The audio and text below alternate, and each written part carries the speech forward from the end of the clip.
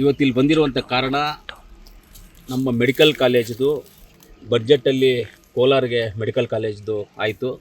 ಅದಾದಮೇಲೆ ಇಮ್ಮಿಡಿಯೇಟಾಗಿ ಬಡ್ಜೆಟ್ನ ಆದನೆ ಮಾರನೇ ದಿವಸನೇ ಕಾಗದ ಪತ್ರಗಳ ಒಂದು ಸಂವಾದ, ಅಂದರೆ ನಮ್ಮ PWDಗೆ ಲೆಟರ್ ಬಂತು. ಆಮೇಲೆ ನಮ್ಮ health department, DHO department, health department ಇಂಜಿನಿಯರಿಂಗ್ಗೆ ಸರ್ಕಾರ ಮುಖ್ಯ ಕಾರ್ಯದರ್ಶಿಗಳಿಂದ ಇವರಿಗೆ ಲೆಟರ್ ಬಂತು. ಇಮ್ಮಿಡಿಯೇಟಾಗಿ ನೀವು 15 ಡೇಸ್ ಒಳಗಡೆ ನೀವು DPRನ್ನು ಸಬ್ಮಿಟ್ ಮಾಡಬೇಕು ಅಂತ ಹೇಳಿದರು.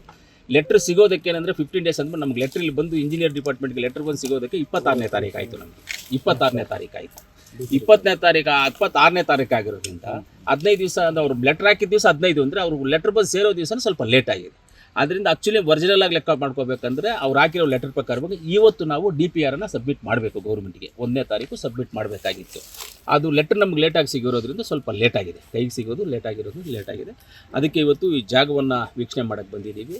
ಎಲ್ಲ ನಮ್ಮ DHO ಅವರು, ನಮ್ಮ MLC ಅನಿಲನ್ನವರು, ನಮ್ಮ ಹನೀಫನ್ನವರು, ಆಮೇಲೆ ನಮ್ಮ ತಹಸೀಲ್ದಾರು, ADL ಅವರು, ಆಮೇಲೆ ನಮ್ಮ ಎಲ್ಲ ನಗರಸಭೆ ಕಮಿಷನರು, ಆಮೇಲೆ EO ಅವರು, ಎಲ್ಲರೂ PDO, ಇಲ್ಲಿರುವಂಥ PDO, ಆಮೇಲೆ ನಮ್ಮ ಇವರು ಸರ್ವೆ ಡಿಪಾರ್ಟ್ಮೆಂಟ್ ಅವರು ಎಲ್ಲರೂ ಒಂದು ವಿಸಿಟ್ ಮಾಡಿ ಇದನ್ನೊಂದು ಸ್ಕೆಚ್ಚು ಇದನ್ನೆಲ್ಲ ಪ್ಲ್ಯಾನ್ ಮಾಡ್ಕೋಬೇಕು. ಆದರೂ ಅವಾಗೆ ನಾನು ಹೇಳ್ದಂಗೆ ಇಲ್ಲೊಂದು ಸಮಸ್ಯೆನೂ ಇದೆ, ಫಾರೆಸ್ಟ್ದು ಸಮಸ್ಯೆ ಇದೆ. ಇಲ್ಲಿ ಫಾರೆಸ್ಟ್ ಇದೆ. ನಾವು ಸರ್ಕಾರಕ್ಕೆ ಪ್ರಸ್ತಾಪನೆಗಳೆಲ್ಲ ಸಲ್ಲಿಸಿದ್ದೀವಿ. ಎಲ್ಲ ಅವ್ರು ಏನೇನು ಕೇಳಿದ್ರು ಎಲ್ಲ ಡೀಟೇಲ್ ಕೊಟ್ಟಿದ್ದೀವಿ. ಫಾರೆಸ್ಟ್ಗೆ ಜಾಗ ಕೊಡೋದಕ್ಕೂ ಮದನಹಳ್ಳಿ ಹತ್ರ, ನಮ್ಮ ಕೋಲಾರ ತಾಲೂಕಿಗೆ ಅಸೆಂಬ್ಲಿ ಕಾನ್ಸ್ಟಿಟ್ಯೂನ್ಸಿ ಶ್ರೀನಿವಾಸಪುರ ಬರುತ್ತೆ, ಮದನಹಳ್ಳಿ ಹತ್ರ ಅದಕ್ಕೆ ಜಾಗ ಕೊಡೋದಕ್ಕೂ ಇವಾಗ ನಿಮ್ಮ ಪ್ಲಾನ್ ತೋರಿಸ್ತೀವಿ, ಅದು ನಿಮಗೆ ತೋರಿಸಿದ್ದೀನಿ ಪ್ಲಾನು.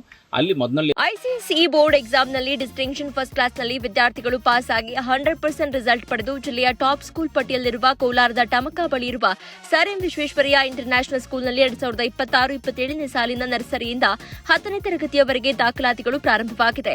ಹೈಟೆಕ್ ಸ್ಕೂಲ್ ಬಿಲ್ಡಿಂಗ್, ಆಟದ ಮೈದಾನ, ನುರಿತ ಶಿಕ್ಷಕರ ಜೊತೆಗೆ ಸುರಕ್ಷಿತ ಬಸ್ ವ್ಯವಸ್ಥೆ ಕಲ್ಪಿಸಲಾಗಿದೆ. ಶಿಕ್ಷಣದ ಜೊತೆಗೆ ಸ್ಪೋರ್ಟ್ಸ್ನಲ್ಲಿ ಉತ್ತಮ ತರಬೇತಿ ನೀಡಿ ರಾಜ್ಯ ಹಾಗೂ ರಾಷ್ಟ್ರ ಮಟ್ಟದಲ್ಲಿ ಕ್ರಿಕೆಟ್ ಹಾಗೂ ಖೋ-ಖೋ ಕ್ರೀಡೆಯಲ್ಲಿ ಹಲವು ವಿದ್ಯಾರ್ಥಿಗಳು ಭಾಗವಹಿಸಿ ಅನೇಕ ಪ್ರಶಸ್ತಿ ಪಡೆದಿದ್ದಾರೆ. ಜಾಗ ಕೊಡೋದು ಫಾರೆಸ್ಟ್ ಅವರಿಗೆ. ಇಲ್ಲಿ ನಾವು ಈ ಜಾಗವನ್ನು ತಗೊಂಡು ಕೋಲಾರ ಮೆಡಿಕಲ್ ಕಾಲೇಜನ್ನು ಇಲ್ಲಿ ಮಾಡೋ ಥರ ಒಂದು ಇದು ಮಾಡ್ಕೊಂಡಿದ್ದೀವಿ. ಆದಷ್ಟು ಬೇಗ 10 ಡೇಸ್ ಒಳಗಡೆ DPRನ ಒಂದು ರಫ್ DPRನ ಮಾಡ್ತಾರೆ. ಮಾಡಿ ಅದನ್ನ ನೋಡೋ ದಿವಸ ನಿಮ್ಮನ್ನು ಕರಿತೀವಿ. ಅವತ್ತು ನೀವು ನೋಡಿ. ಮುಖ್ಯವಾಗಿ ಹೇಳಬೇಕಂದ್ರೆ ಈ ಮೆಡಿಕಲ್ ಕಾಲೇಜ್ ಮಾಡೋದ್ರ ಬಗ್ಗೆ ದಯವಿಟ್ಟು ನಾನು ನಿಮ್ಮ ಮಾಧ್ಯಮ ಮಿತ್ರರಲ್ಲಿ, ಪತ್ರಕರ್ತರಲ್ಲಿ ಮನವಿ ಮಾಡ್ತೀನಿ. ನಿಮ್ಮ ಸಜೆಷನ್ಸು ನೀವೆಷ್ಟೋ ಮೀಡಿಯಾದಲ್ಲಿ ನೋಡಿರ್ತೀರ, ನಿಮ್ಮ TVಗಳಲ್ಲಿ ಚಾನಲಲ್ಲೇ ಬಂದು ಹಾಸ್ಪಿಟಲ್ಸು ಇಂಥದ್ದು ಏನಾದರೂ ಇದ್ದಾಗ ನಿಮ್ಮ ಸಜೆಷನ್ಸು ಏನಾದರೂ ಇದ್ದರೆ ನಮಗೆ ಕೊಡ್ಬೋದು. ಆಲ್ರೆಡಿ ನಾನು DHO ಅವ್ರಿಗೆ ಹೇಳಿದ್ದೀನಿ, ಒಂದು ಗ್ರೂಪ್ ಮಾಡಿ ಆ ಗ್ರೂಪಲ್ಲಿ ನಿಮ್ಮನ್ನು ಹ್ಯಾಡ್ ಮಾಡ್ಕೊಳ್ಳಿ ಅಂತಲೂ ಹೇಳಿದ್ದೀನಿ. ನಿಮ್ಮ ಮಾಧ್ಯಮ ಮಿತ್ರ ಪತ್ರಕರ್ತರು ಹ್ಯಾಡ್ ಮಾಡ್ಕೊಳ್ಳಿ. ಏನಾದ್ರು ನಿಮ್ಮ ಸಜೆಷನ್ಸ್ ಇದ್ದರೂ ನೀವು ಕೊಡ್ಬೋದು. ಯಾಕಂದರೆ ಇದು ಪರ್ಮನೆಂಟಾಗಿ ನಾವು ನೀವು ಇರೋವರೆಗೂ ಇಲ್ಲದೇ ಇರೋವರೆಗೂ ಇರುವಂಥ ಒಂದು ಈ ಹಾಸ್ಪಿಟ್ಲು ಅಂತ, ಅದಕ್ಕೆ ಎಲ್ಲರ ಸಜೆಷನ್ಸು ಬೇಕಾಗುತ್ತೆ. ಇವತ್ತು ನಾವು ಬಿಲ್ಡಿಂಗ್ ಕಟ್ಟೋದು ನಮ್ಮ ಇಂಜಿನಿಯರ್ ಡಿಪಾರ್ಟ್ಮೆಂಟ್ಗೂ ಅಷ್ಟೇ ನಾನು ಹೇಳೋದು, ನೀವು ಇವತ್ತಿನ ಪ್ಲ್ಯಾನ್ ಮಾಡಬೇಡಿ, ಇವತ್ತಿನ ಪಾಪ್ಯುಲೇಷನ್ ಪ್ಲ್ಯಾನ್ ಮಾಡಬೇಡಿ. ಇನ್ನು 20-25 ವರ್ಷಗಳು ಪ್ಲ್ಯಾನ್ ಮಾಡಿ. ಇನ್ನು 25 ವರ್ಷಕ್ಕೆ ಪಾಪ್ಯುಲೇಷನ್ ಏನಾಗ್ಬೋದು, ಅವತ್ತೆಷ್ಟು ಬೆಡ್ಸ್ ಬೇಕಾಗುತ್ತೆ, ಅವತ್ತೆಷ್ಟು ನಮಗೆ ಸ್ಟೂಡೆಂಟ್ಸ್ ಇರ್ತಾರೆ, ಎಷ್ಟು ಹಾಸ್ಟೆಲ್ಸ್ ಬೇಕಾಗುತ್ತೆ, ಏನಾಗುತ್ತೆ ಅನ್ನೋದನ್ನು 25 ವರ್ಷಕ್ಕೆ ಪ್ಲ್ಯಾನ್ ಮಾಡ್ಕೊಂಡು ಇವತ್ತು ಮಾಡಿಕೊಂಡ್ರೆ 25 ವರ್ಷ ಟೈಮ್ವರೆಗೂ ನಮಗೆ ಈಸಿ ಆಗೋ. ಅದ್ರ ಮೇಲೆ ಬೇಕಂದರೆ ಏನಾಗುತ್ತೋ ಆಗಲಿ, ಆಮೇಲೆ ಇನ್ನೂ ದೊಡ್ಡದಾಗಿ ಕಟ್ಕೊಳ್ಳೋದು ಅಂದರೆ ಅವಾಗ ಮಾಡ್ಕೊಳ್ಳೋಣ ಅನ್ನೋ ಒಂದು ಐಡಿಯಾ. ಆ 25 ಫ್ಯೂಚರ್ ಪ್ಲ್ಯಾನ್ ಮಾಡ್ಕೊಳ್ತಾ ಇದ್ದೀವಿ. ಇವತ್ತು ಫಾರೆಸ್ಟದು ಒಂದು ಚಿಕ್ಕ ಸಮಸ್ಯೆ ಇರೋದು ಆಲ್ಮೋಸ್ಟ್ 99% ಬಗೆಹರಿದಿದೆ. ಅದೆಲ್ಲ ಅವ್ರು ಜಾಗ ಕೊಡ್ತೀವಿ ಅಂತ ಎಲ್ಲಾಗಿದೆ. ಅವರು ಎಸ್ ಅಂತ ಅವರು ಒಪ್ಕೊಂಡಿದ್ದಾರೆ. ಇದಕ್ಕೆ ನಾವೇನು ಹೇಳಿದ್ದೀವಿ ಮೆಡಿಕಲ್ ಫಾರ್ಮುಲಾ ಎಲ್ಲ ಒಪ್ಕೊಂಡಿದ್ದಾರೆ. ಹಳೆ ಹಾಸ್ಪಿಟ್ಲ್ ಇದ್ದಿದ್ದು ಯಾವಾಗಿತ್ತು ಏನಿತ್ತು ಅಂತ ಎಲ್ಲ ದಾಖಲೆಗಳು ಕೊಟ್ಟಿದ್ದೀವಿ, ಎಲ್ಲ ಕೊಟ್ಟಿದ್ದೀವಿ. ಅವರು ಒಪ್ಕೊಂಡಿದ್ದಾರೆ. ಎನಿ ಟೈಮ್ ಅವರು ಎಸ್ ಅನ್ನೋ ಅಂತಿದೆ. ಅವ್ರು ಎಸ್ ಅಂದಿದ ತಕ್ಷಣ ಕ್ಲೀನಿಂಗ್ ಮಾಡೋದಕ್ಕೆ ಸ್ಟಾರ್ಟ್ ಮಾಡ್ತೀವಿ. ಎಷ್ಟು ಜಾಗ ಇದೆ ಸರ್ ಇಲ್ಲಿ? 36 ಗುಂಟೆ ಸಫಿಷಿಯಂಟ್. 22 ಎಕರೆ ಸಾಕು. ಮೆಡಿಕಲ್ ಕಾಲೇಜ್ಗೆ ಬೇಕಾಗಿರೋದು 22 ಎಕರೆ. ನಗರಸಭೆ ಒಳಗಡೆ ಎರಡೂ ಸೇರಿ 22 ಎಕರೆ ಎಲ್ಲ.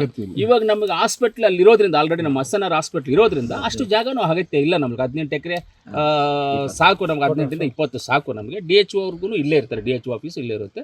ಹಾಸ್ಪಿಟ್ಲು ಇದನ್ನು ಯಾಕಂದ್ರೆ ನಮ್ಮ ಜಾಗ ಎಕ್ಸೆಸ್ ಇದೆ, ಏನು ತೊಂದರೆ ಇಲ್ಲ. ಲೆಕ್ಕ ಮಾಡ್ಕೊಳ್ಳೋಕೆ ಹೋದರೆ ಇವಾಗ 13 ಎಕರೆ ನಮ್ಮ ಹಾಸ್ಪಿಟ್ಲ್ ಇದೆ. ಅದು 13 ಎಕರೆ ಹಾಸ್ಪಿಟ್ಲ್ ಇದೆ.